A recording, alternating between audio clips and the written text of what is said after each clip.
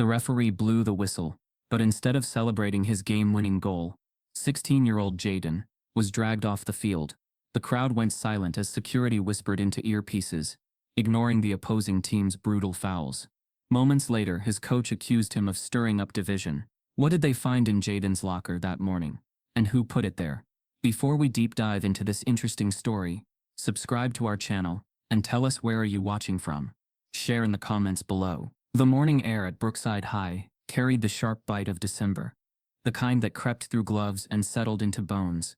And for Jaden Miller, it felt like the cold had already decided to be personal before he even stepped onto the frost-dusted practice field, his breath fogging in front of him as he adjusted his worn cleats and glanced at the scoreboard looming like a judge over the empty stands, reminding him that the Christmas games were only a week away and everything he had worked for since summer was supposed to start mattering now. Except the moment Coach Marcus Duval's whistle cut through the air with a sharpness that silenced casual chatter. Jaden felt that familiar tightening in his chest that came whenever the coach's eyes lingered on him a second too long. Not with expectation, but with something cold, something measuring and dismissive. And as the team lined up, Marcus's voice carried easily across the field, confident and commanding, praising effort here, correcting form there, until it landed on Jaden with a tone that shifted just enough to make a few heads turn, asking loudly whether Jaden had been skipping strength training again because he looked light, weak, not built for real competition. And before Jaden could even process the words, the coach followed with a laugh that wasn't meant to be shared, but was anyway, saying that the Christmas games weren't charity events, and that some players just didn't have the toughness for winter football. His eyes fixed on Jaden as if the entire comment existed solely for him. And the snickers that followed weren't loud or cruel on the surface but soft and complicit, the kind that cut deeper because they pretended to be harmless, while the assistant coach, a man who often preached teamwork and respect, busied himself with a clipboard and stared at the ground as if he hadn't heard anything at all. And Jaden stood there frozen, not from the cold but from the way humiliation spread through him in waves, his ears burning as he tried to remind himself that he had run extra laps, lifted extra weight, shown up early and stayed late yet. None of it seemed to matter when Marcus's voice carried that unspoken verdict, that some boys were born ready for moments like this, and others were merely filling space until they could be replaced. And as practice went on, the insults didn't stop but changed shape, becoming quieter, sharp remarks about footwork being sloppy, even when it wasn't, about focus slipping even when Jaden executed drills cleanly, about how pressure revealed who really belonged, and each comment landed with the same message wrapped inside, that Jaden was an exception. Not because he stood out but because he didn't fit the coach's idea of what a strong player looked like. And when Jaden glanced toward the other black Kyers on the team, he saw recognition in their eyes, a shared understanding that this wasn't about performance today or yesterday, but about something older and uglier that lived beneath the surface, something that had followed them since tryouts when white players with weaker stats were praised for potential while they were told to prove themselves again and again. And as the scrimmage began, Marcus made a point of stopping play to call out Jaden's position, questioning his instinct, suggesting loudly that he might be better suited warming the bench where mistakes didn't cost anyone anything.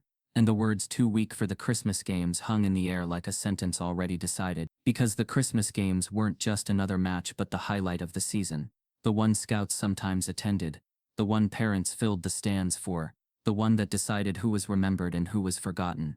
And Jaden felt something shift inside him, not anger yet, but a dull ache of inevitability. The sense that no matter how clean his passes or how fast his sprints, he was already being written out of a story he had been promised he could be part of. And when he finally spoke, quietly, respectfully, asking what exactly he needed to improve, Marcus didn't answer the question but smirked and said toughness couldn't be coached. It was something you either had or you didn't, and that maybe some players should focus on academics instead of dreaming about moments their bodies weren't built to handle. And the comment stung not because of its surface meaning but because of its history. Because Jaden had heard versions of it before from teachers who assumed he was an athlete first, and a student second, from parents who watched him play with skepticism instead of pride, from strangers who saw his size and skin and decided they knew his limits. And as practice ended and players jogged toward the locker room, the laughter and chatter resumed like nothing had happened, while Jaden walked slower, replaying every word, wondering how something so public could still be denied later as misunderstanding or tough coaching. And in the locker room the tension followed him, whispers breaking off when he approached, one teammate offering a half-hearted joke about the coach just being old school, another suggesting that Jaden should just keep his head down and prove him wrong.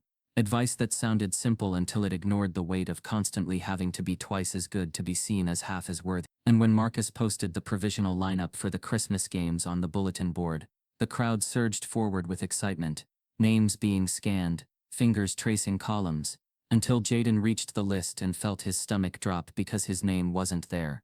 Not under start, not under rotation, not anywhere. And for a moment he convinced himself he had missed it, that his eyes were betraying him the same way his confidence had been eroded all morning.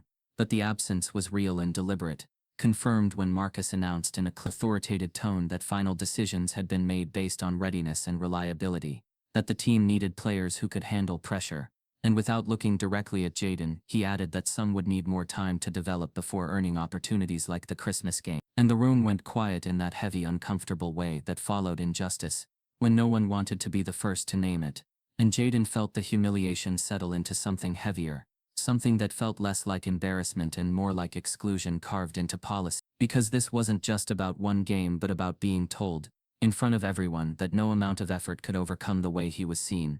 And as players began to leave, Marcus's voice called out again, not to encourage or explain but to inform, stating plainly that Jayden would not be starting, would not even be on the active lineup, and that decisions like these were part of building winners, leaving Jayden standing there with the realization that the coach hadn't just insulted him, he had erased him. And as Jayden stared at the list one last time, the weight of the morning pressing down on him, the question that burned inside him grew sharper and more dangerous. Because it was no longer just why Marcus Duval seemed to have it out for the black players, but how far he was willing to go to make sure they never had a chance to prove him wrong. And the answer seemed to arrive in the silence that followed as the coach turned away, leaving Jayden officially cut from the starting lineup with no reason given. And the season's most important game suddenly moved forward without him, setting the stage for something far more volatile than a missed opportunity. The locker room after practice felt smaller than usual, the low ceiling trapping heat and tension as Jayden Miller sat on the narrow wooden bench with his elbows resting on his knees, staring at the scuffed floor while the sounds of cleats dropping and lockers slamming echoed around him. And even though the room was full of voices, it carried a strange hush, the kind that followed something everyone had witnessed but no one wanted to fully acknowledge. Because Coach Marcus Duval's decision to cut Jayden from the starting lineup had landed like a verdict rather than a coaching call. And as Jayden replayed the moment in his head, the words "too weak for the Christmas games" looping over and over, he became painfully aware of how few people had looked him in the eye afterward, how quickly conversations had shifted when he walked past, and how silence itself had become a form of agreement, until Tyrese Coleman slid onto the bench beside him without asking, his movements deliberate, his jaw tight, muttering under his breath that it wasn't right, that everyone saw what just happened. And when Malik Johnson joined them moments later, closing his locker with more force than necessary, the three of them exchanged a look that said more than words could, a recognition that this wasn't an isolated moment, but part of a pattern they had all been quietly mapping for weeks, maybe months. Noticing how white players were allowed bad games without consequence, while black players were treated like one mistake away from disappearance. And as Malik leaned in and spoke in a low voice about how Ethan Brooks had missed 3 clear chances last week, and still kept his spot, how Ryan Keller showed up late to practice twice and laughed it off, while Malik himself had been benched for an entire quarter after one misread play, Jayden felt the weight of confirmation settle in, because these weren't emotional reactions anymore but facts stacking up into something undeniable. And the more they talked, the clearer the pattern became. Marcus Duval praising white players for grit when they struggled, framing their failures as learning moments, while labeling black players as inconsistent or unfocused for the same mistake, using language that sounded neutral on the surface, but carried an edge that cut only one way. And around them the rest of the team moved carefully, some listening without joining, others pretending not to hear, because naming racism out loud felt more dangerous than accepting it silent. And Jayden noticed how one teammate, a white sophomore who had started over Malik earlier in the season, glanced over with something like guilt before quickly turning back to his phone, scrolling as if distance could erase complicity. And when Tyrese pointed out that the coach had once joked about needing brains over brawn while looking directly at him, the memory hit Jayden hard because it mirrored things he had been told his entire life, that his body was assumed before his mind, that his effort was always questioned. And as the conversation deepened, the locker room seemed to hold its breath, the hum of fluorescent lights loud in the pauses between sentences, until Malik quietly asked why no one ever said anything, and the question lingered because the answer was complicated and heavy, tied up in fear of retaliation, scholarships, reputations, and the unspoken rule that players were supposed to endure whatever coaches dished out if they wanted to stay in the game. And Jaden realized that what hurt most wasn't just being benched but being isolated, made to feel like his experience was his own burden rather than a shared injustice. And as if to underline that truth, Coach Duval's voice suddenly cut through the room from the doorway, casual and loud, reminding everyone about early conditioning tomorrow, his eyes scanning the lockers until they brushed past Jaden without stopping, a calculated dismissal that spoke louder than any insult. And when the coach left, the tension snapped back into place, Tyrese exhaling slowly and saying that this was exactly how it worked. Keep things just subtle enough to deny, just quiet enough to survive. And as Jaden leaned back against the locker, staring up at the peeling paint on the ceiling, he felt a mix of anger and clarity, because for the first time the humiliation from earlier wasn't just personal pain but evidence of a system that thrived on silence. And when Malik mentioned that he had overheard the assistant coach once questioning Marcus's decisions, only to be shut down with a comment about not making things about race, the irony landed hard, because race was the only consistent factor no one wanted to admit. And the conversation drifted into memories of tryouts, of drills where black players were told to repeat exercises, white players were waved through on, of praise that felt conditional and rare. And as they talked, Jaden noticed how the room slowly emptied, teammates leaving in pairs or alone, some offering nods of sympathy, others avoiding eye contact entirely, until it was just the three of them sitting there with the hum of the lights and the realization that naming the problem changed everything. Because once racism had a shape and a pattern, it demanded a response. And Jaden felt the pressure of that demand even as he wasn't sure what the response should be, knowing only that staying silent meant accepting the coach's version of reality.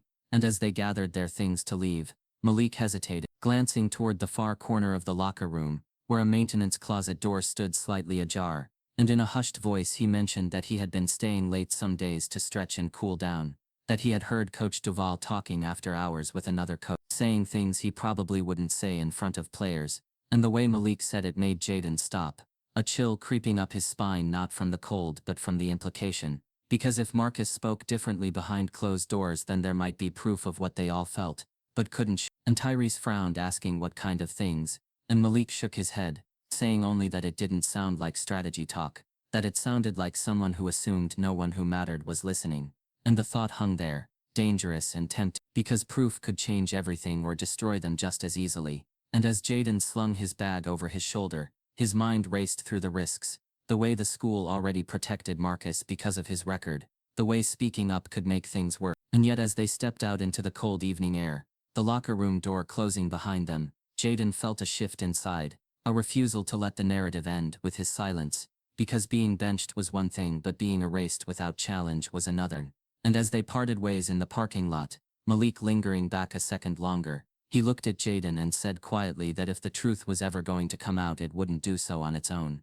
And that night, long after the field lights went dark and the school empty, the locker room stood quiet again, but unseen in the corner tucked beneath a bench and blinking softly, a hidden recording device captured voices rising and falling, words meant to stay buried finally finding a way to be heard, setting the stage for a revelation no one was prepared for. The night air was heavy with the kind of tension that lingers when a choice is about to reshape everything. Jaden sat hunched over on Tyrese's basement couch, the old cushion sagging under the weight of something bigger than the three of them. Malik paced behind him, chewing the inside of his cheek, his hoodie up like he was trying to shield himself from what was coming. Tyrese held the phone tightly in his hand, his thumb hovering over the screen, hesitant, not because he didn't want to press play, but because once they heard the words they couldn't unhear them. The silence in the room was louder than anything, until Tyrese finally exhaled, muttering, "All right, just listen." With one tap the audio began. At first it was static, the low hum of a fluorescent light buzzing faintly in the background.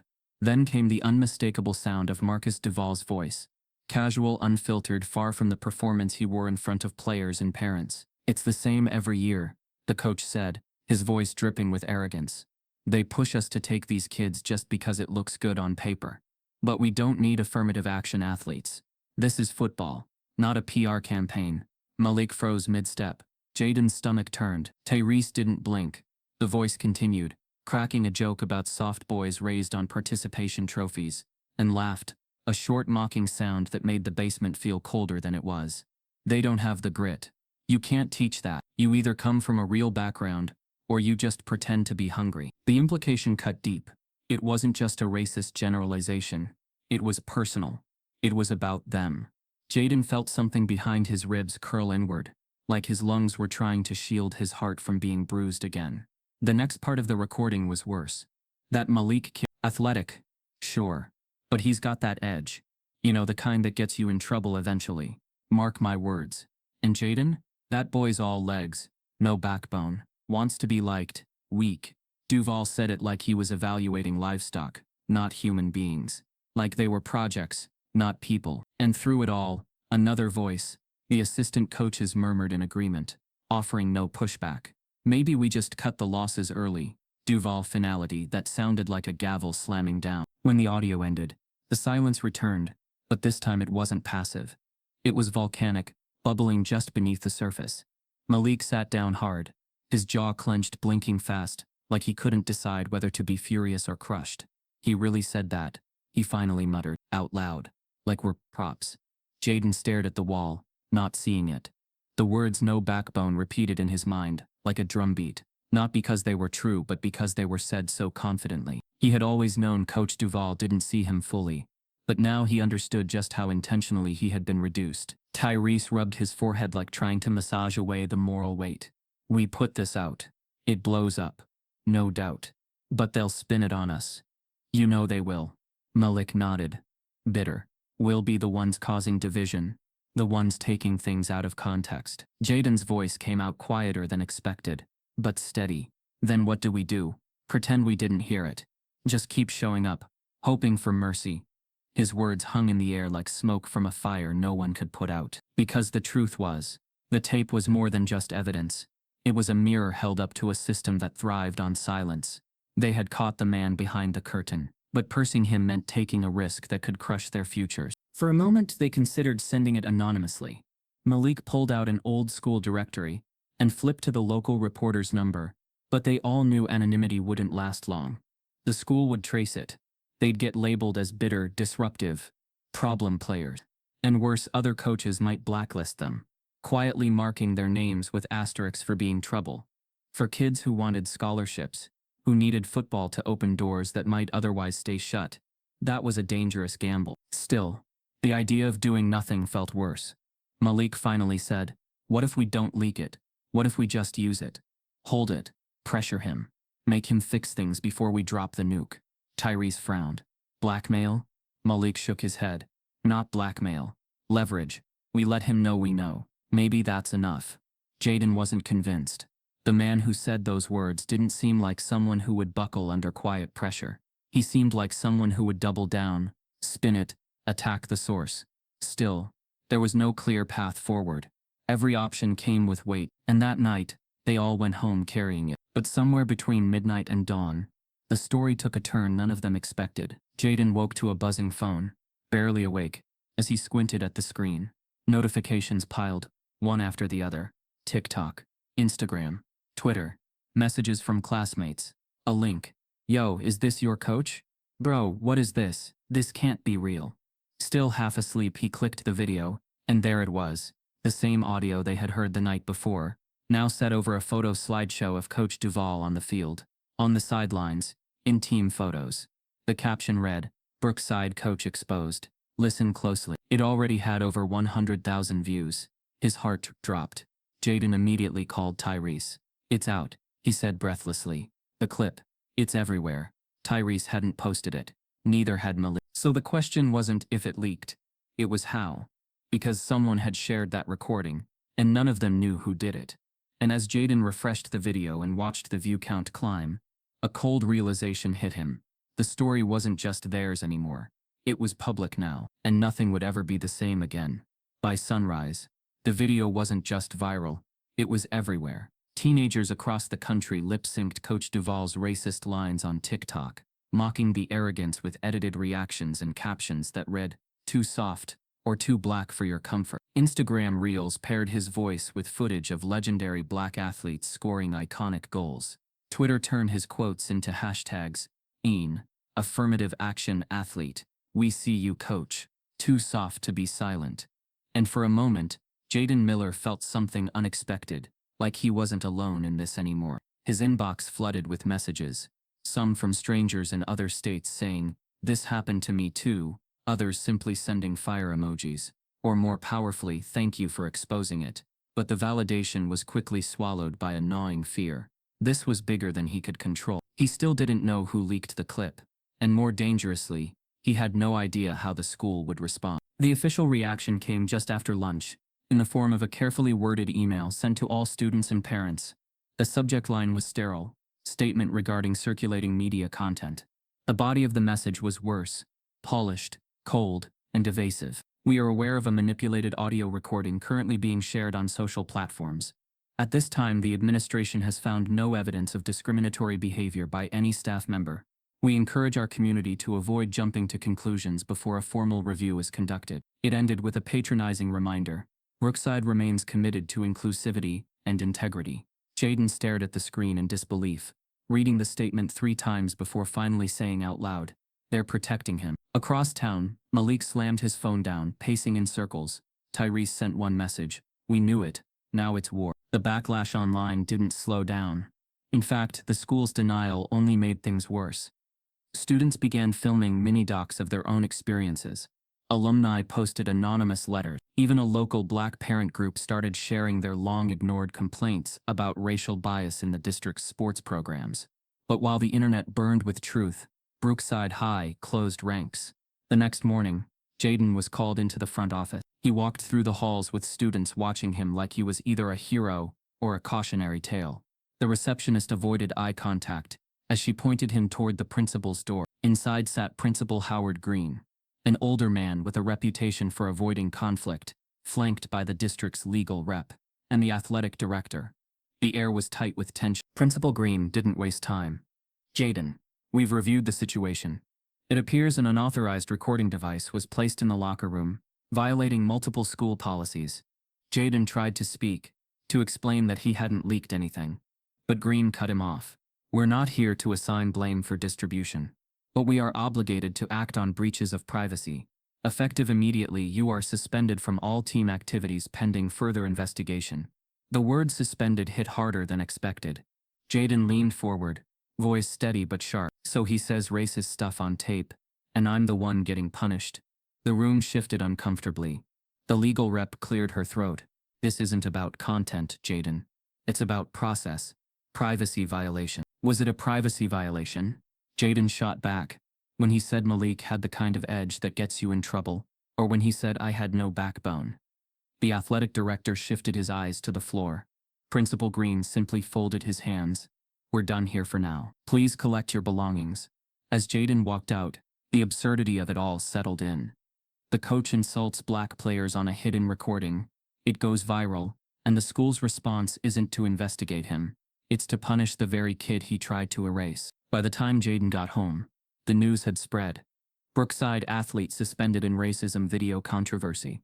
The headline was everywhere. Conservative commentators framed it as an example of cancel culture gone too far.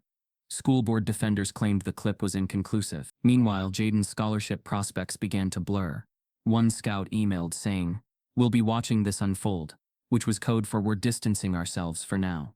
The very attention he had hoped would expose injustice was now threatening to unravel his future. And the most painful part, Coach Marcus Duval was still coaching, still holding practice, still making decisions, still untouchable. That night, Jaden sat on his porch, phone buzzing, his mind numb. Malik texted him, "They're trying to make you the problem." Like always, Tyrese added, "This isn't discipline, it's retaliation." But before Jaden could respond, his phone vibrated again, this time with a number he didn't recognize. The text was simple, unsettling. "Meet me behind the gym. 9 p.m. I know more." For a second Jaden hesitated. It could be a prank. It could be a trap. But something about the phrasing "I know more" felt real, urgent, and dangerous. Jaden didn't tell Tyrese or Malik. He didn't even reply. He just grabbed his hoodie, slid out the back door, and walked in silence toward the school. The cold air slicing across his skin as adrenaline began to rise. By the time he reached the back of the gym, the floodlights were off. The field sat empty. Then he saw a figure step out from the shadows near the maintenance shed. Not a student, an adult, familiar. Jaden's heart raced, and then it clicked. It was Assistant Principal Kendra Shaw. and she didn't look surprised to see him. She looked scared. "I shouldn't be out here," she said quickly. "If they find out I contacted you." She stopped, looking around before stepping closer. "What you heard on that tape, that's not the worst of it." Jaden blinked. "What do you mean?" She swallowed, her voice tightening. "Coach Duval's been protected for years. Not just by the school, by people outside it. Donors, board members. There are emails, records, things that prove this isn't just one bad coach. It's a system, and they're going to bury you to keep it quiet." Jaden felt a chill that had nothing to do with the weather. "Why are you telling me this?" Kendra looked him dead in the eye. "Because I've stayed quiet long enough. But if you want to fight this, you're going to need more than a video. You're going to need names." She handed him a folded envelope. Inside, printouts, screenshots, and a note with one line scribbled in black ink. "Follow the money." Jaden looked up, but she was already walking away. And suddenly the scandal wasn't just about a racist coach. It was about something deeper, bigger and far more dangerous. Jaden sat in the back seat of his mom's car, silent as the headlights cut through the early evening fog.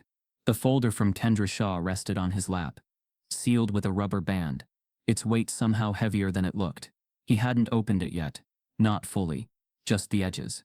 Enough to see donor names, email headers, references to program stability and PR containment. It was no longer just about racism on the field. It was about who benefited from keeping that racism in place. As they pulled into their driveway, he muttered something about needing to walk, climbed out before his mom could ask questions, and headed straight back toward the school, heart racing with a sick kind of purpose. At 8:30 p.m. sharp, he slipped through the unlocked side door of the admin building. Inside, Assistant Principal Kendra Shaw waited with her arms crossed, lips pressed into a line. Her office light was off, blinds pulled, only the glow from her laptop screen illuminating the set. Without pleasantries, she locked the door behind him and whispered, "Put your phone on airplane mode." Jaden obeyed, hands shaking slightly. She motioned to the chair across from her desk. "What I'm about to tell you can't leave this room, unless you're prepared for what comes after." Jaden nodded once. Kendra took a slow breath.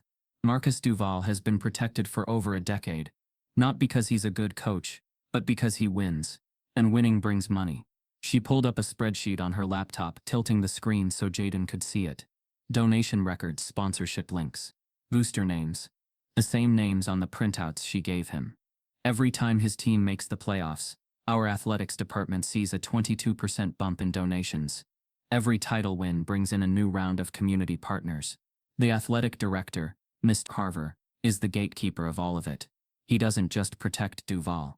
He needs him. Jaden stared at the screen, the lines of money moving from columns to programs like arteries carrying lifeblood. So they all just ignore the racism. Kendra's laugh was bitter. They don't ignore it, Jaden. They justify it. They call it tough coaching. They say Duval pushes everyone. They spin the numbers, say it's coincidence that the white kids get more playtime, more chances. And if anyone speaks up, they're labeled disruptive, uncoachable, quietly cut from the roster. Seen it happen more times than I can count. Jaden's mind flashed back to freshman year. An older black senior named Dion, who was benched out of nowhere. The rumor was he had attitude problems. Now it clicked. That wasn't an attitude. That was a boundary. And they punished him for drawing it. "So why now?" Jaden asked. "Why tell me all this?" Kendra looked away, her voice lower. "Because I almost left. I had a job lined up at another district. And then I saw your video. I realized I've been a coward. I knew what Duval was, but I let the winds blind me. I thought staying silent kept the peace, but silence just feeds the disease." Jaden swallowed hard. "If we go public with this, if we connect the donors to the cover-ups," Kendra cut in, "then the district gets scorched. The board gets exposed. And yes, some people lose jobs, but it also means Duval doesn't get to coach another game under a banner that says character first." She reached into her drawer and pulled out a small black USB. "This is a copy of the financial reports, the ones they don't release to parents or the media. Hidden bonuses, backdoor sponsor contracts, emails with language you won't believe was written by educators." She paused. "Take it. Decide what you want to do with it." Jaden took the USB slowly, feeling like he was holding evidence from a crime scene. "And Carver? The athletic director, he knows all of this." Kendra nodded grimly. "He's the architect. He chooses which students get promoted, which complaints get buried. He handpicks the faces of the school's success stories, and every single one, year after year, is white. It wasn't an exaggeration. Jaden had noticed it before, subconsciously. The highlight reels shown at pep rallies, the athlete spotlights in the school newsletter. Even when black students outperformed, the narrative stayed centered elsewhere.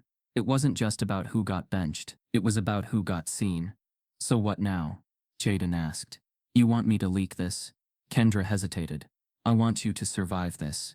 But I also want you to win. Before he could respond, her intercom crackled to life. It was faint, but unmistakable. Miss Shaw, please report to the athletic wing.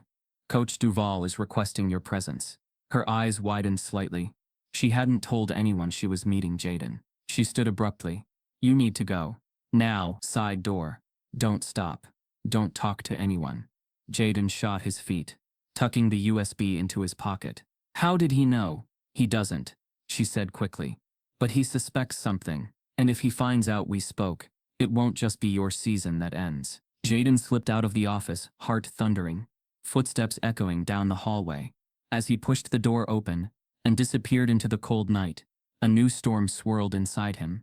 This wasn't just about getting justice anymore. It was about dismantling a machine built to crush voices like his before they could ever rise. Back inside the school, Kendra straightened her blazer and headed toward the athletic wing, trying to calm her breathing. But when she entered the hallway near Coach Duval's office, he was already standing there, leaning against the wall, arms crossed, staring straight at her like he'd been waiting. And in his eyes, something dangerous flickered. Long day? He asked, voice cool. Kendra nodded tightly, just catching up on paperwork. But he didn't smile, he didn't move. Instead, he tilted his head slightly and said, You know, it's funny. I always know when someone's playing both sides. You'd be surprised how fast word travels in small offices. The threat wasn't veiled. It was surgical. Kendra forced a professional smile, but her palms were already sweating. Is there something you need, Coach? Duval leaned in closer, lowering his voice. No, just making sure we're still aligned. And with that, he turned and walked away. As Kendra watched him disappear around the corner, her pulse pounded in her ears. He knew, or at least suspected. And now, retaliation wasn't a possibility. It was imminent. Later that day, in the athletic board meeting held under the guise of a program reassessment, Jaden was summoned to the front office again. This time not to talk, but to listen. The board members didn't look at him as they read the agenda. Principal Green led the discussion, his tone polite but dismissive.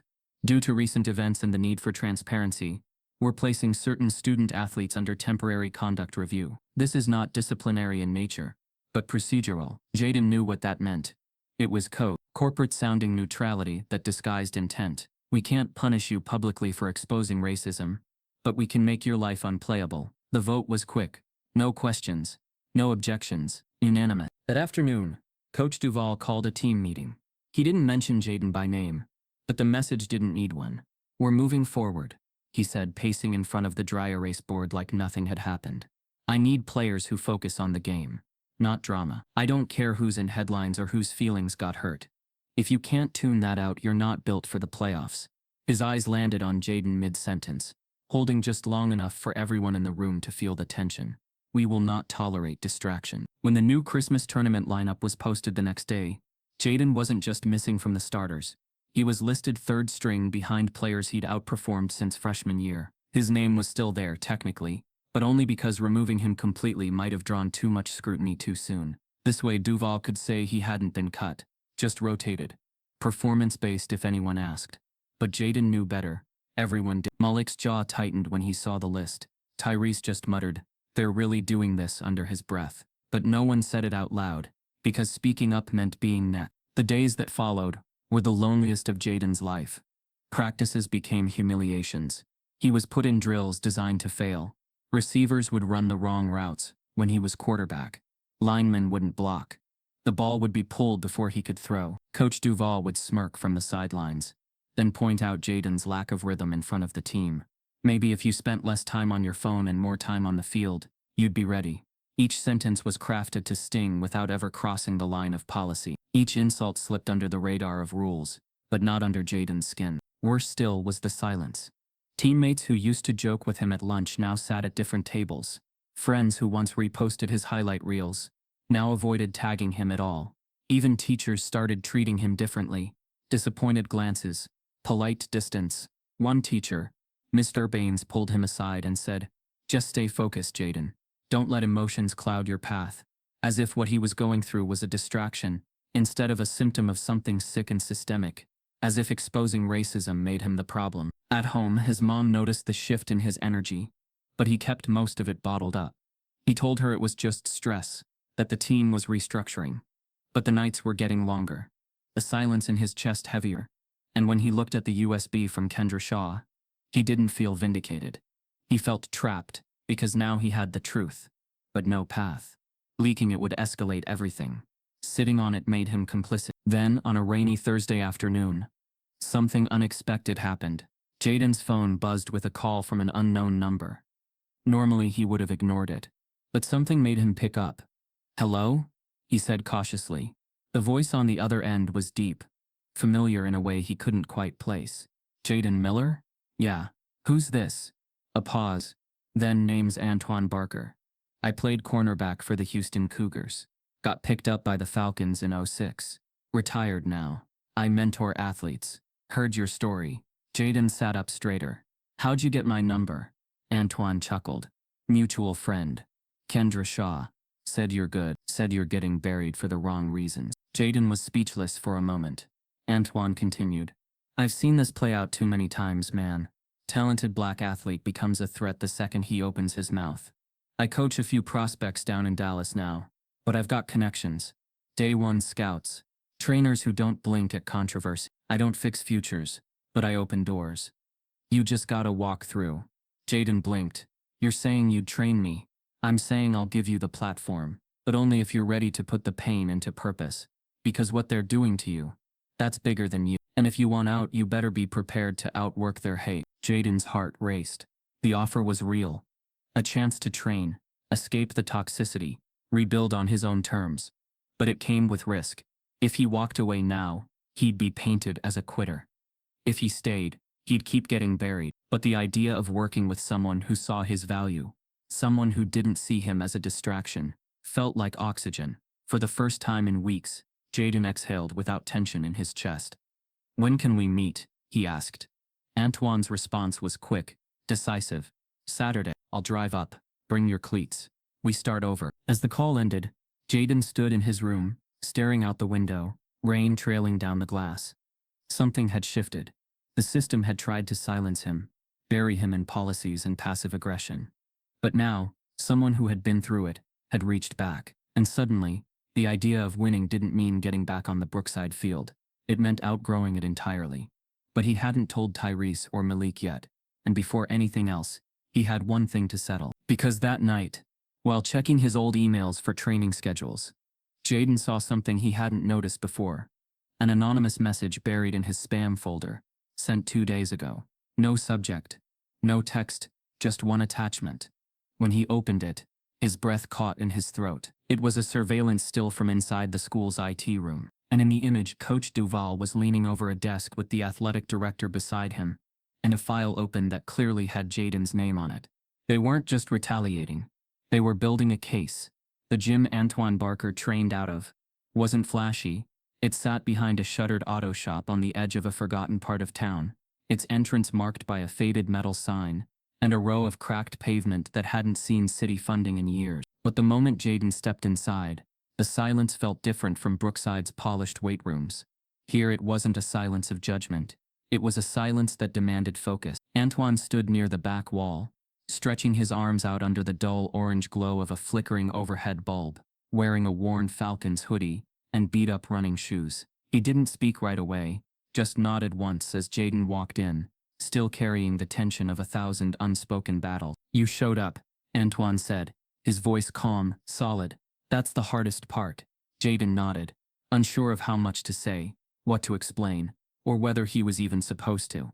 Antoine didn't press. He simply turned and pointed toward the turf area. "Warm up. We'll talk after." The first 40 minutes were silent, save for the rhythm of cones being sprinted through, and resistance bands snapping back into place. Antoine didn't hand out praise, didn't critique every movement. Instead he observed, watching Jaden like a scout, like a man who had seen this story before, in different jerseys, under different lights, all ending the same way. Potential silenced by prejudice, brilliance benched for convenience. When the drills finally paused, Jaden stood doubled over, catching his breath. Antoine tossed him a towel, then leaned against a padded wall. "You ever hear of Marcus Wenton?" Jaden shook his head.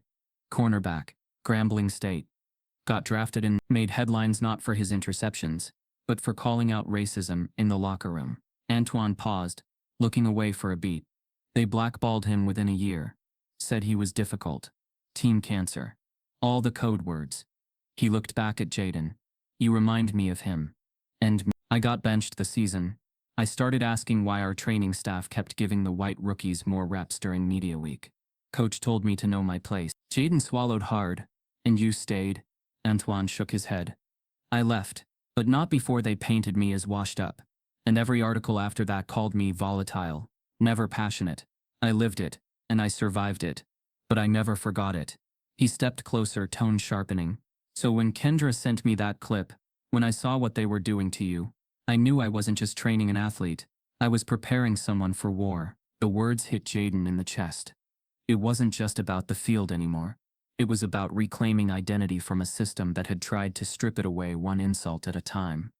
Over the next 2 weeks, Jaden returned to that hidden gym every night. While the rest of Brookside buzzed about holiday tournaments and Christmas light decorations, he was pushing sleds, drilling footwork, rebuilding not just his body but the parts of himself that Coach Duval had tried to break. Antoine didn't sugarcoat things. He reminded Jaden often that public sympathy was fickle, that once the hashtags faded, people would move on. "You can't play for their applause," he said one night, taping Jaden's ankle. "You play because silence never gave you peace. Only fire did." During a break, Jaden finally opened up. "There's a photo," he said. "Someone sent it to me. It shows Duval and the athletic director going through a file with my name on it." Antoine didn't flinch. "That's not surprising. What is, though, is that you're still here, still running drills. That means they didn't finish you." Jaden looked up. "Not yet." Antoine nodded. "Good. Then let's make sure they never do." Toward the end of their final session before Christmas week, a tall man in a black windbreaker entered the gym. He walked straight to Antoine, shook hands and glanced at Jaden. Antoine gestured for Jaden to come over. "Jaden, this is Ellis Grant. He scouts for the Southern National Showcase." Jaden's eyes widened. He had heard of it, a highly publicized annual event that featured the best high school talent from across the South. ESPN covered it. Scholarships were won there. Futures rewritten. Ellis extended his hand. "I've seen the clip. Saw your stats before the drama too. Antoine tells me you've been working hard. If you're serious, we've got an open slot. One of our backs just dropped out due to injury." Jaden's mind raced. "When is it?" Ellis checked his phone. "Same day as the Christmas game. But in Atlanta, a 5-hour drive. Different world." Jaden felt his throat tighten. It wasn't just a scheduling conflict. It was a crossroads: stay and play backup in a game run by the same coach trying to erase him, or walk away and chase a real shot on a new stage. "You'd have to commit by tomorrow morning," Ellis said. "We'll fly you out. But if you ghost us, doors closed next year." Antoine looked at him with calm certainty. "This is the moment, kid. Every story has one, where you stop reacting and start choosing." Jaden didn't answer. Not yet. The weight of the decision pressed into his chest like a second heartbeat. If he went to the showcase, it would mean walking away from his team, his friends, even Malik and Tyrese. It might be seen as quit, but if he stayed, he'd be giving more power to the people who tried to destroy him. Either way, it was irreversible. As the night deepened and the gym lights dimmed, Jaden sat alone on the turf, sweat drying against his skin, Ellis's offer echoing in his head. He thought about the spray paint in his locker, the smirk on Coach Duval's face, the emails Kendra had risked everything to hand him, and most of all, he thought about the kid he used to be before any of this. The one who believed talent was enough, who thought playing hard could protect him from bias. That kid was gone, and in his place was someone with scars, with clarity. He stood up, grabbed his phone, and sent a single message to Antoine. "I'm in. Let's go to Atlanta." But just as he hit send, another notification popped up. An email from the Brookside Athletic Department. Subject line: urgent disciplinary hearing scheduled. The body of the message revealed something he didn't expect. The hearing wasn't just about the locker room recording anymore. It was about alleged tampering with school property. They were accusing him of hacking the district servers. The email sat open on Jaden Miller's phone like a dare he couldn't ignore. Urgent.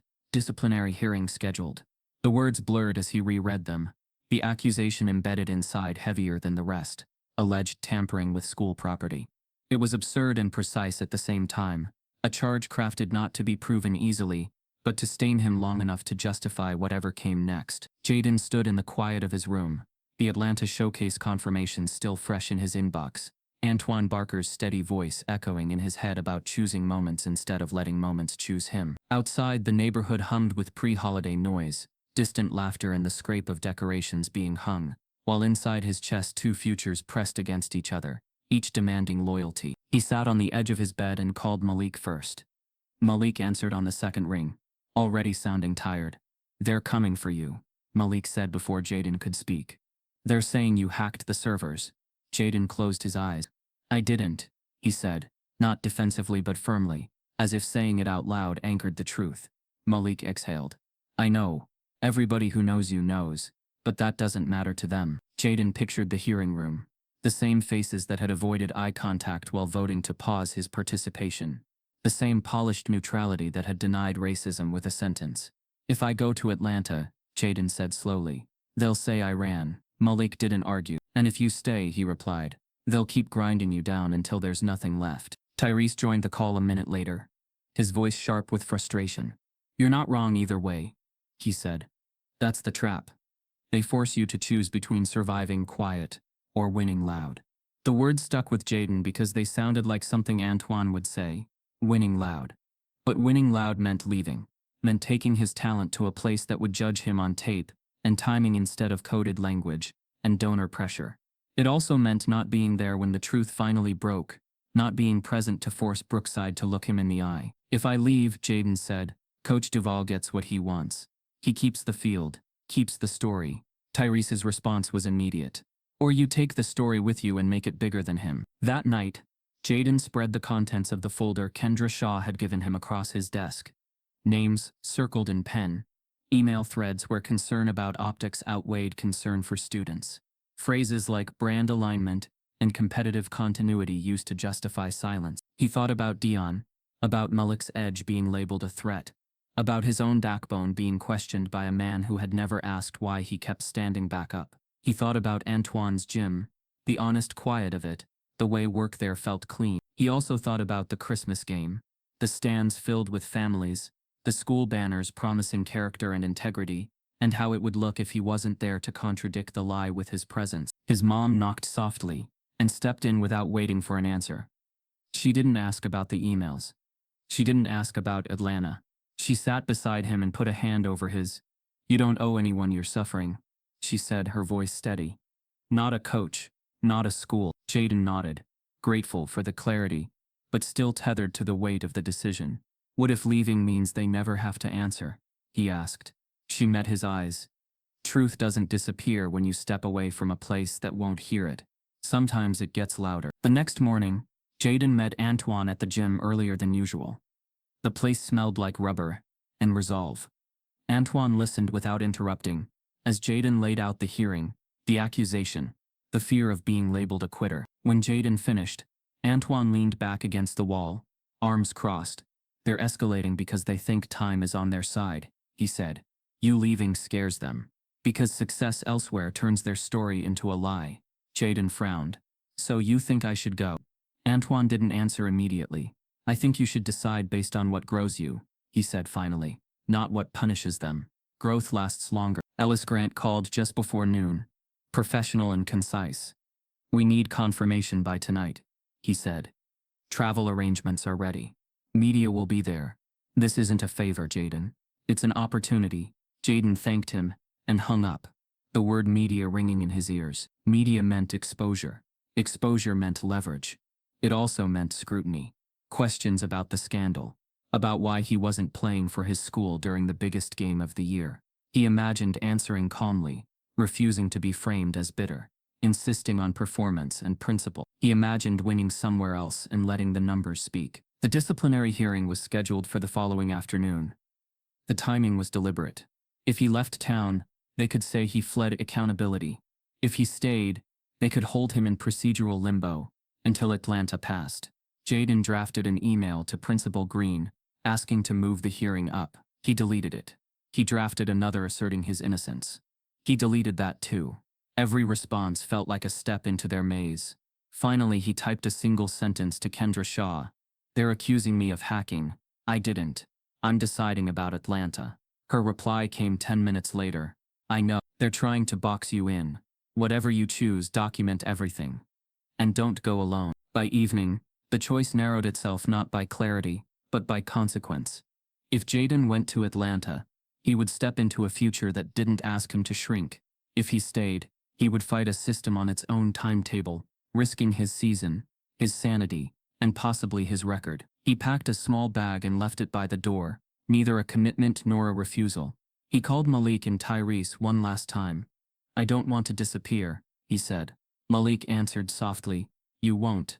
You're too loud now, even when you're quiet." As dusk settled, Jaden's phone buzzed with an alert from the local sports blog. He almost ignored it. Then he read the headline. Brookside star forward, out indefinitely after practice. Injury. He opened the article. Heart thudding. It named the player Ethan Brooks. The details were sparse but clear enough. Non-contact injury. Significant.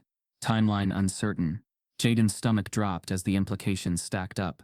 The Christmas game was days away. The lineup he'd seen, the rotations Coach Duval relied on, the formations built around Ethan's speed, they all unraveled with one sentence. His phone rang again, this time from an assistant coach who had never called him before.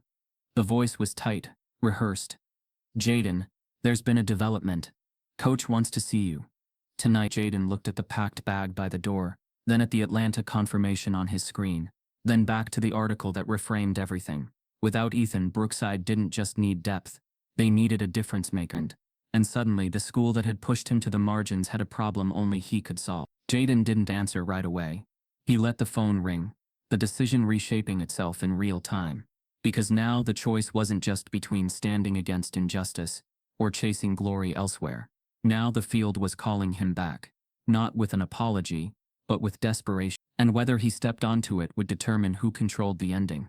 The first snow of the season fell quietly over the Brookside Stadium, coating the bleachers in a thin, untouched blanket of white that sparkled under the floodlights. Fans poured in anyway, wrapped in heavy coats and team scarves, their breath rising in visible puffs, as they filled the seats with the kind of anticipation only rivalry games could summon. This wasn't just any match, it was the annual Christmas game, the crown jewel of Brookside's winter season. There were carolers at the gate, a brass band tuning up on the sidelines, and a pre-game fireworks display scheduled for halftime. But beneath all the cheer, something colder simmered beneath the surface, thicker than the snow, more piercing than the wind. Jaden Miller felt it the moment he stepped into the stadium tunnel. He wasn't on the starting lineup. Not technically, not officially. But the moment Ethan Brooks went down 2 days ago, the entire coaching staff knew they had a problem, one that couldn't be fixed by politics or donors, or silence. Jaden hadn't been welcomed back. He'd been tolerated, reinstated not out of justice but necessity. And it showed in every interaction. The assistant coach handed him a uniform without meeting his eyes. His name wasn't announced during pregame intros. And when the team gathered for the final huddle before kickoff, Jaden stood outside the circle, his breath fogging up as the others pressed close without leaving room for him. Coach Duval gave a short, clipped speech about execution and discipline, his voice flat like someone going through the motions. He never once looked in Jaden's direction. The underlying message was crystal clear. You're here, but you don't belong. Jaden tightened his gloves and sat on the cold aluminum bench, watching as the game began without him. Snowflakes fell slower now, lazy and heavy, as if even the sky was holding its breath. The first quarter was brutal. The opposing team, Riverview High, came out aggressive, targeting Brookside's weakened left side where Ethan would have normally controlled the play. Without him, the formation collapsed. Missed passes, sloppy footwork, blown coverage. Jaden watched in silence as Riverview scored twice in 12 minutes. Coach Duval barked orders, pacing the sideline with growing frustration, but his pride wouldn't let him rotate Jaden in. Not yet. Not unless he had no choice. Jaden sat still, posture rigid, staring straight ahead as the crowd started to murmur, their cheers dimming under the weight of confusion. By the second quarter, the murmurs turned into visible tension. Parents in the stands started asking each other the same question. Where's Jaden Miller? Social media buzzed in real time.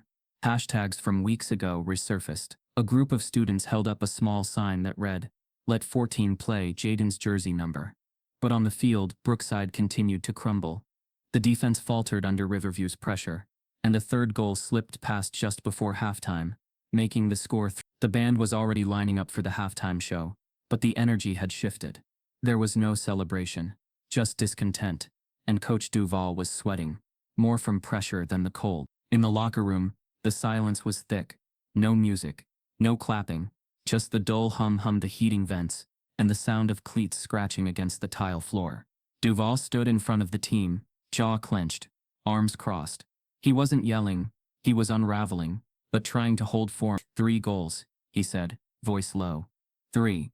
Because no one is stepping up. His eyes scanned the room, and stopped. Not on his captains, not on his starters, but on Jaden. The pause lasted only 2 seconds. Then with a sigh like swallowing pride, he muttered, "Miller, suit up, you're in second half." The room shifted. Some players looked away. Others stiffened. No one celebrated. Jaden didn't speak. He nodded once, stood up, and grabbed his helmet. His fingers trembled, not from nerves, but from the weight of what the moment meant. This wasn't redemption.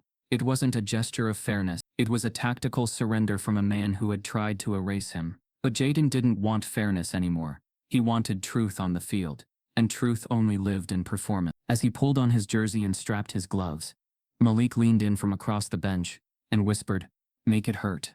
It wasn't angry. It wasn't vengeful. It was a blessing. The kind only someone who had survived the same fire could give. Jaden nodded again, jaw clenched, vision narrowing. The second half was about to begin. He jogged back onto the snow-dusted field, the noise of the stadium crashing back over him like a wave. Some cheers erupted from scattered sections. Not loud, not dominant, but enough. The cold no longer mattered. Neither did the looks. Coach Duval didn't say another word.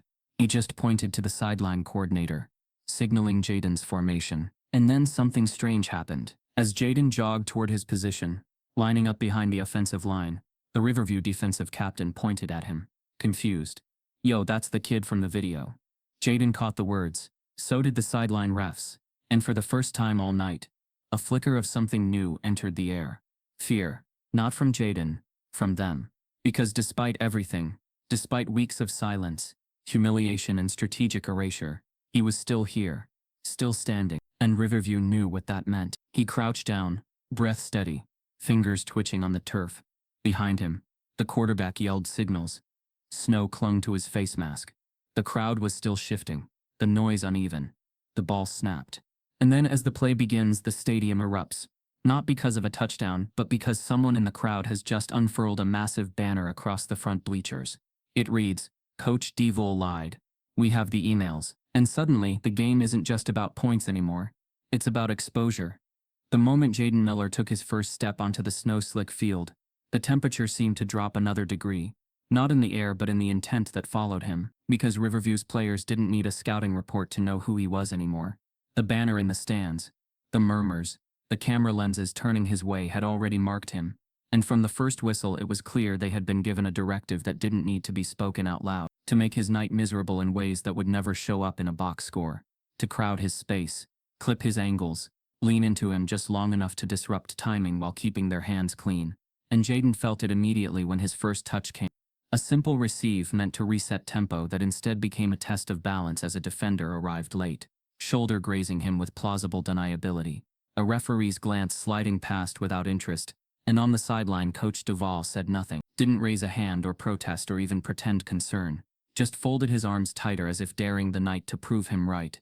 And the message was unmistakable that if Jaden broke under pressure it would be framed as confirmation rather than consequence. And with each possession Riverview sharpened the edges, stepping into passing lanes that weren't theirs, whispering just loud enough to be heard that the spotlight would fade once the game chewed him up, calling him a headline athlete, a moment not a mainstay, language chosen carefully to bruise rather than inflame. And Jaden absorbed it all, the cold seeping through his gloves, the noise crashing and receding in waves, his breath measured because he refused to give them the satisfaction of a flint. And when he was nudged off his line on a run that should have opened space, he felt the eyes of the crowd lock onto him, waiting for a reaction, but he kept moving, resetting, demanding the ball again with a small hand signal that spoke louder than words. And Riverview responded by sending 2 defenders the next time, closing angles, forcing him to play quicker than he wanted, and still Coach Duvall stayed silent, the absence of protection louder than any slur, a calculated neutrality that told everyone watching exactly where he stood. And yet something unexpected began to happen as the minutes passed, because with every attempt to squeeze him out, Jaden's focus sharpened, the drills from Antoine's gym surfacing instinctively, the footwork, the patience, the understanding that pressure could be redirected if met with calm. And he started to find pockets of space that hadn't existed moments before, slipping a pass through a seam that drew a gasp from the stands, then another touch that turned a crowded lane into an advantage, Riverview's defenders adjusting, overcorrecting, their frustration creeping into the timing of their challenges, and when one leaned in a fraction too long after a whistle, the referee finally glanced over, a warning issued without fanfare, and the crowd sensed the shift, the murmur swelling into a low roar, because the narrative they had been fed all season was cracking in real time, and Jaden felt it too, not as triumph but as clarity, the certainty that he could dictate terms even when the rules were bent against him. And still the targeting continued, a hand on the hip here, a heel clipped there, never enough to stop play, always enough to remind him that he was not welcome. Each time he got up without complaint, he caught Coach Duvall's eyes for a split second, searching for anything human, anything resembling acknowledgement, and found only calculation, as if the coach were running probabilities in his head, weighing the cost of leaving Jaden exposed against the risk of admitting he had been wrong. And when Riverview pushed forward again, capitalizing on Brookside's earlier mistakes, Jaden tracked back instinctively, intercepting a pass meant to punish the very side that had left him isolated minutes before, and the irony wasn't lost on the fans who rose to their feet, chanting his name in uneven bursts that grew louder with each touch, and the opposing captain shouted instructions tinged with urgency, less swagger and more concern, because the plan to break him was failing, turning instead into a showcase of resilience that cameras loved. And as the clock ticked down toward the final quarter, the game tightened, Brookside finding a rhythm they hadn't had all night, and it began with Jade, not with a single spectacular move but with consistency, with refusing to disappear, with making himself available again and again, until the field bent around his presence, and Riverview responded the only way they could, by doubling down, a defender arriving early, another stepping across his path, the contact legal but intentional, and Jaden felt the impact ripple through his frame, not pain exactly but the echo of every word that had been used to diminish him, every coded critique, every silence that had enabled this moment, and instead of retreating he let it harden his resolve, his next run deeper, his next pass sharper, and then the opening came not as a gift but as an inevitability, a turnover near midfield that sent Brookside forward with number. Jaden receiving the ball with space and time for the first time all night, the defenders scrambling, the crowd rising as one, and for a heartbeat the stadium seemed to hold its breath, the snow falling thicker now, the lights blurring at the edges of his vision, and he drove forward, cutting inside, then outside, the angles collapsing behind him as if the field itself were making room, and when the shot came it was clean and decisive, not flashy but perfect, the ball finding the net with a sound that cut through everything, and the roar that followed was immediate and overwhelming, a release that shook the stands and sent students spilling into the aisles, and Jaden stood there for a second longer than necessary, chest heaving, eyes lifting instinctively to the sideline where Coach Duvall stood, frozen, his arms, no longer folded, his mouth set in a thin line that betrayed surprise he couldn't hide, and their eyes locked, not in celebration but in reckoning, because the goal didn't just change the score, it rewrote the story the coach had tried to tell, and in that look was an unspoken acknowledgement that no amount of targeting had worked, that the kid labeled too weak had just carried the weight everyone else dropped. And as Jaden turned back toward the center circle, the noise still crashing over him, he knew the night had shifted irrevocably. But he also sensed the cost that would come with it, because men who lose control rarely accept it quietly, and as the referee signaled to restart play, Coach Duvall finally moved, stepping toward the line with a look that wasn't anger or pride but something colder, something calculated, and Jaden felt the warning settle in his bones, understanding that the goal had earned him the spotlight, but also painted a target that would not fade when the final whistle blew. The roar from Jaden's goal hadn't faded before the tide of momentum began to shift with an urgency that felt almost supernatural. The scoreboard now read 3-1, and though Brookside still trailed, the energy was different, crackling, volatile, like the air before a storm. On the sidelines, Coach Duvall barked out substitutions with a forced calm, trying to reassert control over a game that had spiraled outside the comfort of his system. But no adjustment could contain the invisible shift that had begun. Because something else was now on the field, belief. Jaden didn't speak to his teammates, didn't demand huddles or handshakes. He simply moved like a current they couldn't resist, reading gaps before they opened, drifting into space before defenders realized he was gone. And for the first time all night his teammates stopped avoiding him. They passed. They looked for him, slowly at first, then willingly. In the stands, fans who had watched passively all game began to stir. A group of students stood, then another. The Let 14 play sign was hoisted higher. Chants started in short bursts, clumsy and off-rhythm, but they grew louder with every possession. Jaden, Jaden, Jaden, a name that had once been whispered with skepticism, was now being shouted like a lifeline, like a redemption no one had seen coming. Malik stood near the bench with his phone out, recording, hands trembling not from the cold, but from the weight of witnessing the impossible. Every move Jaden made was defiance, every touch a rebuttal to the racism that had kept him off that field for most of the season. The second goal came 12 minutes later, and it was pure improvisation, a 1-2 combination, with a sophomore who barely spoke to Jaden, in the locker room, finished with a flick over the keeper's shoulder, so elegant the stadium gasped before it cheered. The gap had closed to 1. Revue began to panic. Their passes grew rushed, their fouls clumsy, and Jaden, he played freer with each second. Not cocky-free. He was no longer playing to prove Duval wrong. He was playing to reclaim something much bigger. Every pivot, every sprint, every perfectly timed through ball screamed the same silent message.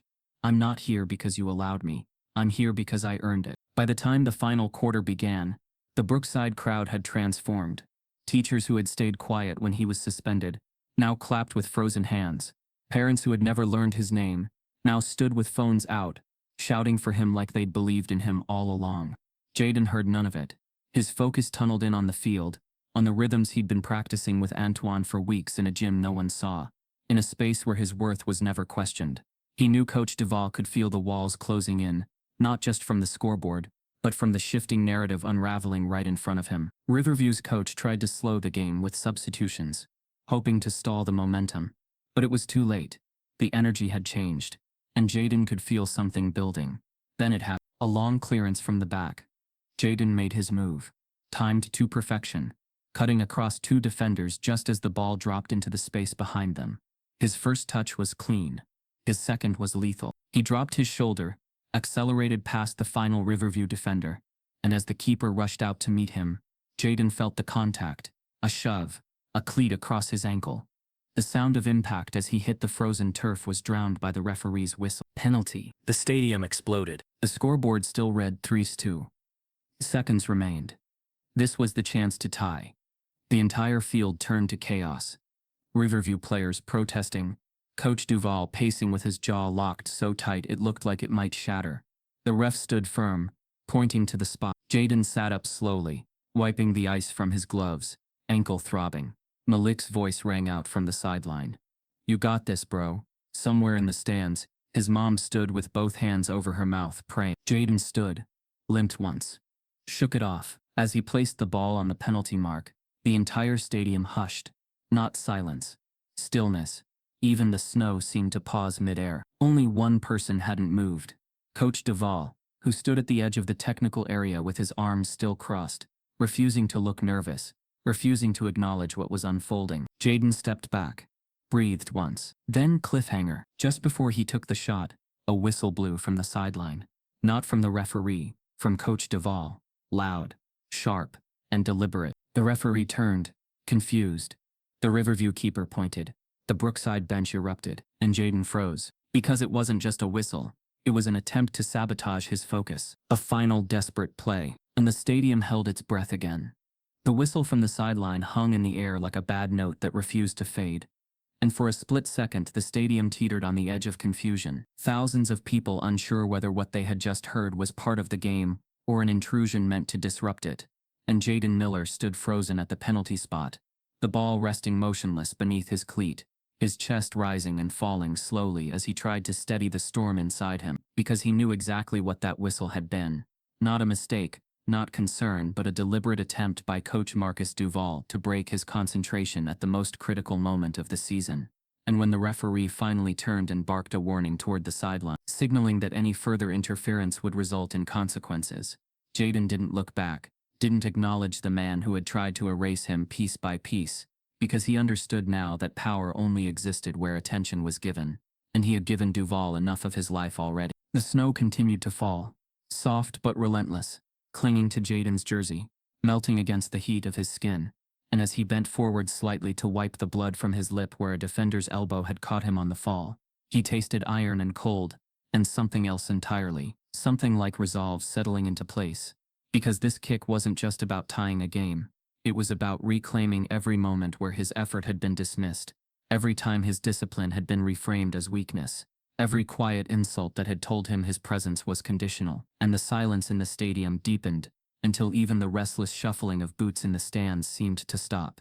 Parents clutching their scarves, students holding their breath, phones raised but forgotten, and Malik stood near the sideline with his camera shaking slightly, tears cutting tracks down his cheeks as he whispered Jaden's name like a prayer, because they both knew that no matter what happened next, this moment had already escaped the control of the people who wanted to contain it. Across the field, the Riverview goalkeeper bounced on his toes, trying to project confidence, but his eyes betrayed him, flicking nervously between the ball and Jaden's face, searching for a tell, for hesitation, for doubt, and what he found instead was calm, a stillness that came from weeks of training in obscurity, from running drills in a forgotten gym, where no one watched and no one judged, from learning that pressure didn't have to be fought, but could be absorbed and redirected.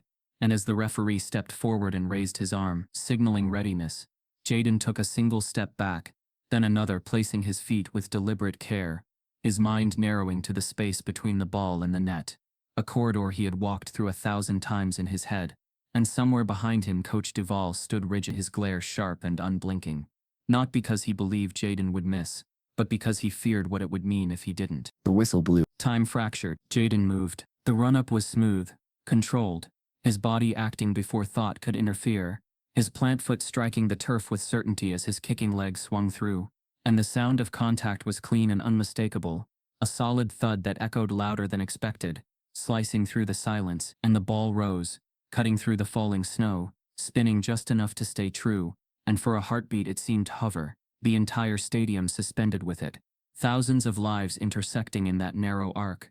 And then it happened, the net rippling as the ball slammed home, the keeper diving the wrong way, fingers grasping at air, and the explosion of sound that followed was immediate and overwhelming, a roar that shook the bleachers, sent people jumping and screaming and clutching strangers, hats flying, voices cracking, and Jaden stood there for a moment longer, stunned not by the noise but by the release, the sudden lightness in his chest, where a weight he'd carried for months, finally lifted. Brookside had tied the game, but the celebration didn't come the way it should have. Before Jaden could even turn toward his teammates, before Malik could lower his phone, before the referee could jog back to midfield, a sharp second whistle cut through the chaos, not celebratory, not procedural, but authoritative, and confusion rippled through the crowd as the officials clustered near the sideline, voices raised, hands gesturing, and Coach Duval stepped forward, his face tight with something that wasn't triumph or disappointment, but calculation, and the scoreboard froze,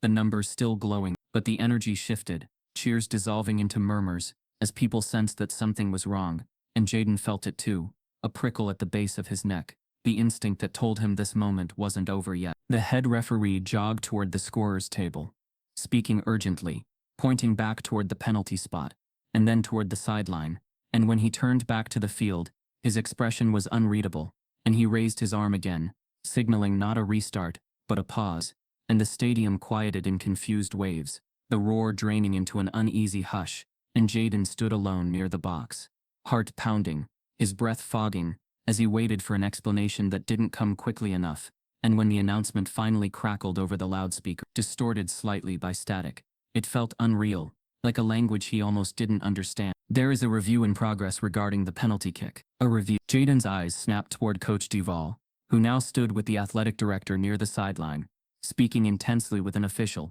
their heads close together, and something cold slid into place inside Jaden's chest, because he recognized the posture, the quiet influence, the way power worked behind the scenes, and Malik shouted from the sideline, "What's going on?"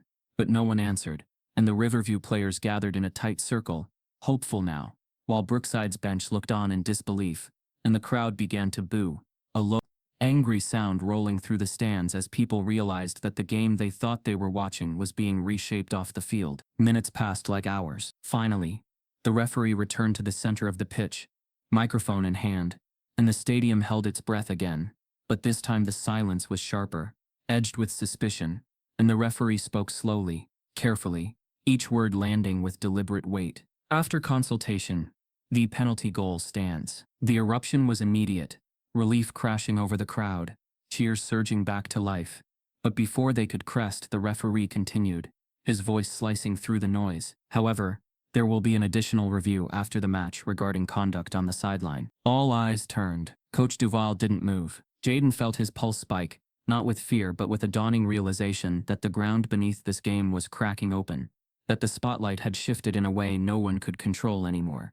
And as play prepared to resume, the clock ticking down toward the final minutes, Jayden jogged back into position, his legs lighter, his mind clearer, knowing he had already done what he came to do, but sensing that the consequences of this kick were only beginning to unfold, because justice, like momentum, rarely stopped at a single moment. And as the referee blew the whistle to restart play, a sudden commotion erupted near the tunnel entrance, cameras swinging wildly, security stepping in, and a ripple of shock ran through the stadium as a familiar figure emerged into view, escorted by staff, holding a folder high above his head like evidence. It was Assistant Principal Kendra Shaw, and she was walking straight toward the officials, with documents in hand. In the crowd, finally understanding that the game was no longer just on the field, rose as one.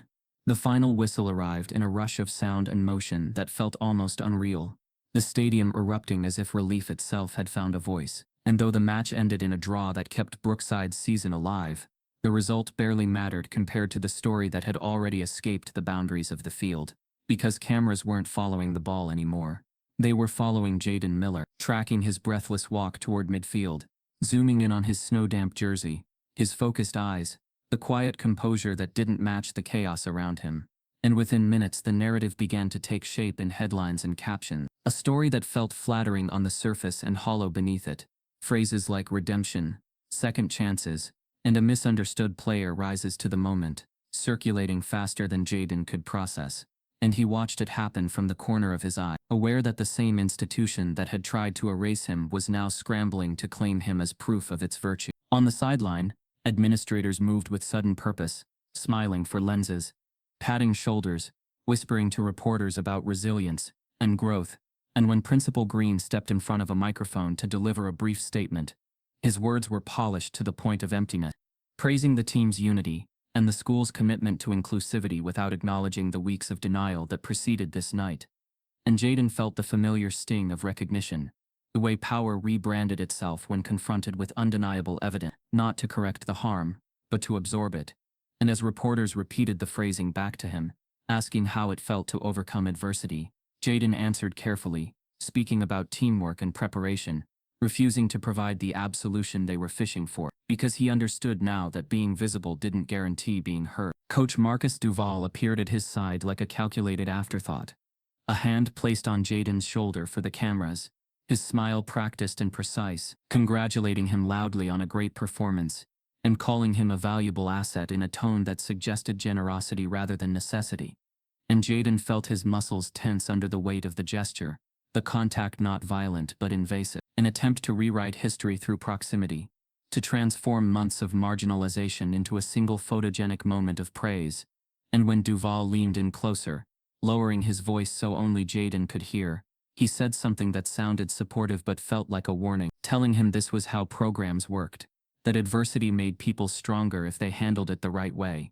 And Jayden met his eyes without flinching, realizing that the coach believed this performance closed the chapter, that a goal and a penalty had somehow absolved everything that came before. Behind them, Malik stood a few steps back, phone still in his hand, his expression unreadable, because while the crowd celebrated and the cameras feasted on the surface of the story, he saw the machinery turning again, already spinning a version of events where the institution emerged enlightened, and the harm dissolved into inspiration. And he remembered the nights spent listening to that recording, the humiliation in the locker room, the spray paint in Jayden's locker, the hearing scheduled to intimidate rather than investigate. And he felt the familiar pressure of silence pressing in, The same pressure that had protected Duval for years by convincing everyone that speaking up would only make things worse. Within hours, the school released a statement across its official channels, framing the night as a testament to growth and community, emphasizing its zero-tolerance policy on discrimination without acknowledging the denial that followed the leaked recording. And alumni chimed in with praise for leadership. Donors shared the post with celebratory comments, and the language of accountability was replaced by the language of branding, and Jaden scrolled through it all in the quiet of the locker room, the noise outside fading as the reality set in that victory, as they defined it, was being used to bury the truth once more, to suggest that success on the field resolved injustice off it. And when Tyrese sat beside him and said softly that the comments were already shifting toward forgiveness and forgetting, Jaden nodded, feeling the weight of it settle again, heavier now because it was disguised as positivity. Reporters approached him one by one, asking if he felt supported by the school, if he believed the process worked, if he thought the controversy was behind him. And Jaden chose his words with deliberate restraint, saying only that support meant more than applause, and that progress required honesty, answers that were quoted selectively, clipped to fit headlines that preferred simplicity over truth. And as the night wore on, the narrative hardened, a collective agreement forming that the story had ended well, that the system had corrected itself through performance rather than accountability. And Jaden recognized the danger in that conclusion, because it left the structures intact, the incentives unchanged, the same conditions ready to repeat with the next kid who spoke up. Coach Duval leaned into the role assigned to him, granting brief interviews where he spoke about mentorship and development, careful never to deny the recording outright, but framing it as out-of-context frustration. And when asked about the attempted sideline interference, he deflected smoothly, praising officials and reiterating trust in process. And the ease with which he navigated the moment made something click for Jaden, a realization that the real battle was never about a single game, or even a single coach, but about who controlled the story when power felt threatened. And as he watched administrators shake hands and smile, he understood that justice was inconvenient, in ways victory never was. Late that night, as the stadium emptied and snow continued to fall in quiet sheets, Jaden sat alone for a moment, the adrenaline finally draining, his phone buzzing intermittently with congratulations and requests for interviews. And he thought about Antoine's words, about choosing growth over punishment, and wondered how growth was possible when the truth kept being paved over by celebration. And when Malik finally sat beside him again, there was a heaviness in his posture that told Jaden something had shifted, something unresolved pressing forward. And Malik didn't speak right away, just stared at the far wall where the echoes of the crowd still seemed to linger. "They're going to let him walk," Malik said finally, his voice low and steady. "They're going to say tonight proves everything's fine." Jaden didn't argue. He had seen it happening in real time. Malik glanced down at his phone, then back up. "You remember that night in the locker room?" he continued. Not a question. The second recording. Jaden's breath caught. He remembered. The part that wasn't supposed to exist. The conversation Duval thought no one would ever hear, where pretense fell away entirely. Malik nodded once, as if confirming a decision he had already made. "I never deleted it." Jaden turned toward him slowly, the noise of the night receding, until it was just the two of them, and the weight of what that meant. Malik explained without drama, saying he had kept it because something told him this would happen, that the truth would be smoothed into something palatable, unless it was confronted head-on. And as he spoke, Jaden felt the familiar tension return, the choice between exposure and consequence pressing forward again, because he knew what releasing that video would do, how it would tear through the carefully curated narrative, how it would force the school to answer questions it had spent years avoiding. And he also knew what it could cost Malik, what retaliation might follow once the applause faded. Outside, a final wave of reporters exited the building, satisfied with the story they had been given, unaware of the one waiting to surface. And Malik looked at Jaden, with a seriousness that cut through the exhaustion, telling him he didn't want permission, that this wasn't about heroics or revenge, but about refusing to let the night be used as cover.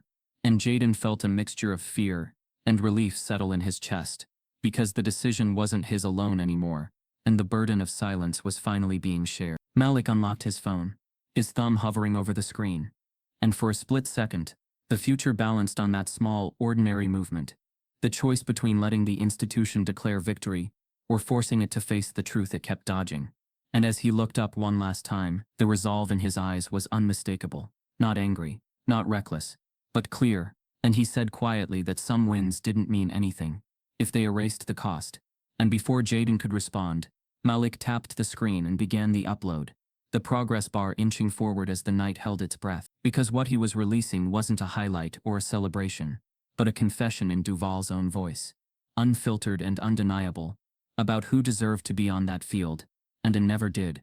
And as the bar filled and the video went live, the carefully rewritten story began to fracture, setting the stage for a reckoning no amount of applause could drown out. The upload took less than 60 seconds, but its impact detonated in less than 10. Malik hadn't added a caption, hadn't dressed it up with emojis or hashtags or commentary.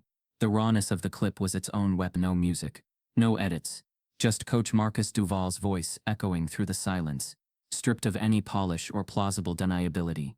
"These kids think heart and hustle can erase what they don't have," he said, his tone unguarded, cruel in its simplicity. "But talent doesn't matter if they come from the wrong background. You can't fix that. You just bench it." Then a pause, followed by the line that had haunted Malik since the night he captured it. "Let 'em cry racism. That's what they always do when they don't win." By morning the video had spread to every corner of the internet. Local news picked it up first, then national outlets.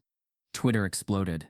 Reddit threads ran theories, timelines, and behind-the-scenes breakdowns. A popular sports commentator stitched the clip into a scathing monologue about racism in high school athletics, ending with, "If this man still has a job by the end of the week, we're all complicit." The school's carefully curated redemption narrative collapsed in real time, shredded by a truth they could no longer outrun. The fallout was immediate. Within hours, 3 corporate sponsors announced they were reevaluating their partnership with Brookside's athletic department. One brand pulled their logo from the stadium banner before the evening news could get a shot of it. Parents began calling the school board, demanding emergency meetings. A student-organized protest assembled outside the school's main entrance by lunchtime. Signs reading, "You can't coach racism out of a person, and Jaden wasn't the problem. Duval was." Students marched in silence, many wearing Jaden's number on duct tape across their jackets. Inside, chaos ruled the administrative offices. Emails flew. Phones rang without pause. The district superintendent called an emergency session with the board. Principal Green issued a second statement, less polished, more desperate, saying the school was committed to transparency and would be conducting an independent investigation. But everyone knew it was theater. The investigation wasn't to uncover the truth. It was damage control. Coach Duval was summoned to a private meeting with the district. Rumors swirled. Some said he was suspended pending review. Others said he'd already resigned, but by that evening a single headline answered the speculation with finality. Brookside coach terminated amid racism scandal. The article was blunt. The evidence was clear. The statement from the school was brief, offering no defense. He was gone. But the story didn't stop there, because instead of accepting the outcome, Duval re-emerged 2 days later, with his own statement. This time through his attorney. It wasn't contrition. It was accusation. He called the recordings heavily edited, described Malik and Jaden as disgruntled students with personal agendas, and positioned himself as the target of a coordinated smear campaign, meant to discredit years of hard-earned success. His supporters began sharing Facebook posts about witch hunts and reverse racism, twisting the narrative back toward victimhood. A fringe local paper even ran an op-ed titled "When Good Coaches Are Silenced by Mob Mentality." But this time, the pushback was stronger. Former students, black and white, began submitting anonymous letters to reporters, confirming the pattern, that this wasn't an isolated quote, but a culture. One letter described how black players were routinely given harsher punishments for missed practices. Another detailed how a talented black wide receiver had been benched for being too flashy while his white counterpart celebrated every touchdown with a choreographed dance. The receipts kept piling up. Antoine Barker did a podcast interview defending Jaden and Malik, sharing his own story of institutional bias and saying plainly, this wasn't about one game. This was about years of power being weaponized against the wrong kids. Even Kendra Shaw, who had quietly taken administrative leave, released a statement corroborating the cover-up attempts and calling the district's inaction a betrayal of the students it was meant to protect. Still, the media storm needed a new focal point. And that's when it happened. An invitation. A national morning show. America Now announced they would be running a segment on high school racism, media exposure, and the aftermath of viral accountability. They had scheduled Coach Duval for a live interview, but minutes before airtime, following pressure from producers who'd seen the rising tide of backlash, they contacted someone else, Jaden. He didn't get the message until after practice. Yes, He was still training, not at Brookside. With Antoine, he had quietly left the school's program. Even after the goal, the applause, the fake smiles, the trust was broken. He had declined earlier interviews, choosing peace over headlines. But this one was different. He sat in the locker room of Antoine's facility, phone in hand, Malik pacing near the back, reading the message out loud. They want me on the same show? Jaden asked, cautious. Same segment, Malik confirmed. You'd be brought in after Duval speaks. Lie. Antoine raised an eyebrow. You don't owe them a damn thing, he said. I know, Jaden replied. But something inside him stirred. Not vengeance, not even validation, but the desire to claim space that had never been freely offered to him. Not just for himself, but for every kid who had watched what he went through and quietly decided to never speak up. Maybe it's not about what I owe, Jaden said. Maybe it's about what needs to be heard. Antoine didn't smile. He just nodded once. The studio arranged a remote satellite feed. Jaden wouldn't have to fly out. He'd appear from a clean room at a downtown affiliate station. Backdrop plain, mic clipped, eyes forward. The morning of the broadcast he woke early. He didn't eat, barely spoke. Antoine drove him. Malik came too. In the car, no music played. Just the hum of the heater, and the occasional buzz of texts from producers checking timing and angles. At the studio, a makeup artist offered to touch up a small scar on Jaden's chin. The one he got in a middle school game, where a ref said he was too aggressive for diving after a loose ball. He politely declined. Leave it, he said. It's part of the story. The segment began with the host walking viewers through the timeline. Clips played. The goals. The locker room audio. The protests. Then a live feed of Coach Duval appeared, seated stiffly in a home office. His tone measured, legalistic. He repeated claims about context, editing, pressure. He insisted he'd been targeted because of his old-school methods and framed his termination as unjust.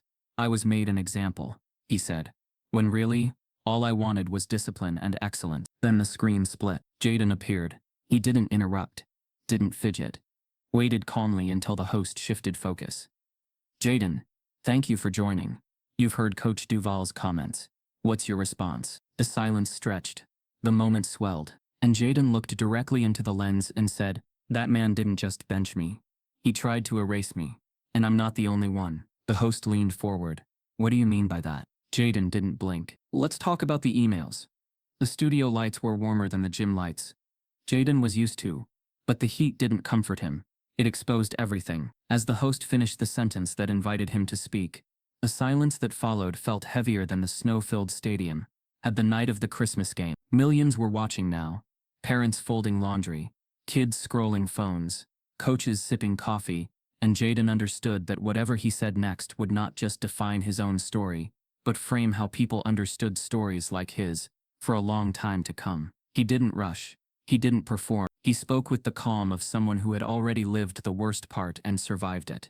He explained what it felt like to be told he was too weak without a metric attached, how weakness was never about missed drills or late reps, but about assumptions made before he touched the ball, assumptions that followed him into locker rooms and meetings, where his name appeared on lists, without context or compassion. He described the quiet erosion, the way confidence thins when praise is conditional, and criticism is absolute, the way silence from authority figures can wound more deeply than insults because it teaches everyone else that harm is acceptable, as long as it's efficient. The host listened without interruption, nodding slowly, and when she asked how Jaden knew it was about race and not performance, he didn't bristle. He spoke about patterns instead of accusations, about who received second chances and who received labels, about language that sounded neutral but landed differently depending on who was hearing it. He talked about being evaluated by a moving standard, about the exhausting math of having to be flawless to be considered adequate, and about the moment the recording surfaced,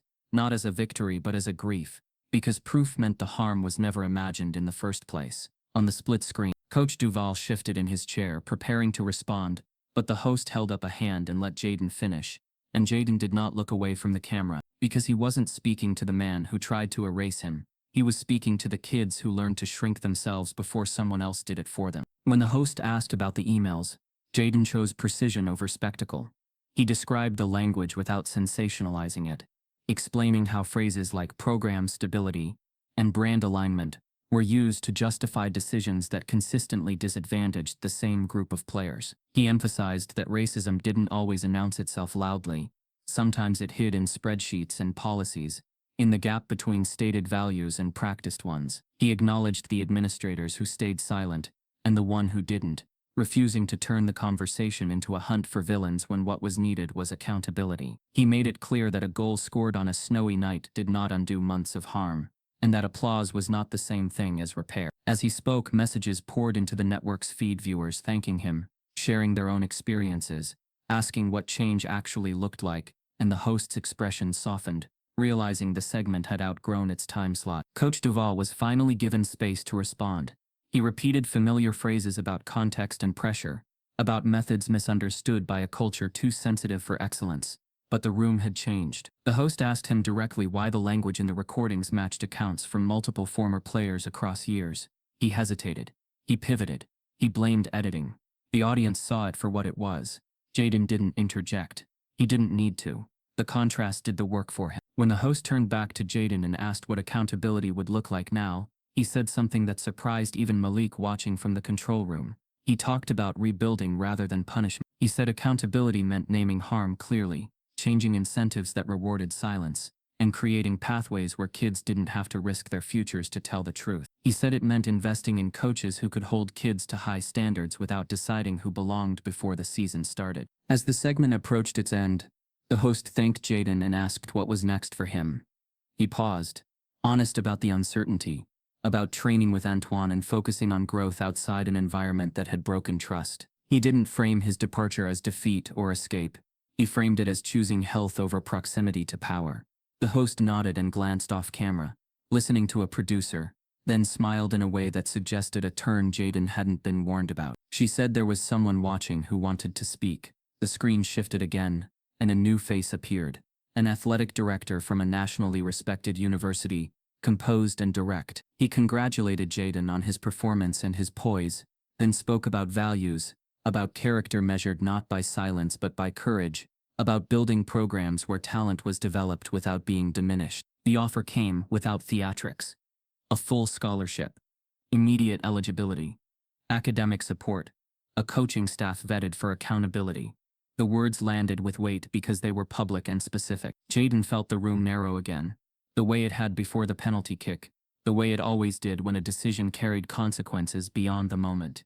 Malik's breath caught somewhere behind the cameras. Antoine folded his arms, face unrateable, because he knew offers like this were rare and time-sensitive. The host asked Jaden how it felt, and Jaden answered truthfully that it felt validating and complicated, that opportunity did not erase responsibility. He spoke about not wanting his story to be used as proof that the system worked just because it worked for him once, and about the fear that leaving would allow Brookside to avoid rebuilding what it had broken. The athletic director responded carefully, saying rebuilding did not require Jaden to sacrifice his future. That change could be demanded from a distance as well as from within, and that platforms mattered. The host leaned in, sensing the crossroad. She asked Jaden what he would choose if he had to decide now. Jaden looked into the camera again, thinking of the kids who would watch this later, the ones who would measure their own worth against how this ended. He spoke about choice being a form of power, about refusing false binaries between loyalty and survival, about carrying truth wherever he went. He said he would decide with the people who had stood with him when it cost something, not when it was convenient. The countdown in the control room ticked toward 0, the host thanking everyone as the credits prepared to roll. But before the feed cut, the athletic director added one more detail that shifted the air in the room. The scholarship required a commitment within 48 hours, and early enrollment would begin immediately after the holidays. The clock was real now. Jaden nodded, absorbing it, and offered a final sentence to the camera, telling every kid who had been told they were too weak that strength wasn't proven by enduring harm quietly, but by refusing to let it define the limits of their lives. As the lights dimmed and the broadcast ended, Jaden sat still for a moment, the applause from the crew distant and irrelevant. Malik stepped forward, eyes bright, asking what he would do. Antoine waited, giving him space, because some decisions needed quiet. Jaden thought about Brookside, about rebuilding versus release, about the pull of staying to force accountability, and the promise of leaving to grow beyond the reach of those who had tried to shrink him. He stood, finally, not with certainty but with clarity that whatever he chose would carry weight. And as his phone buzzed with messages from both worlds, one asking him to come back and help fix what had failed, the other asking him to step into something new, the future pressed close again, demanding an answer that would shape not just where he played next, but how this story would be told after the cameras moved on. No child should have to bleed just to be seen. No voice should be silenced for telling the truth. If you've ever felt the weight of injustice press you down, this story was for you. Type yes. If you believe silence should never protect racism, subscribe if this broke your heart.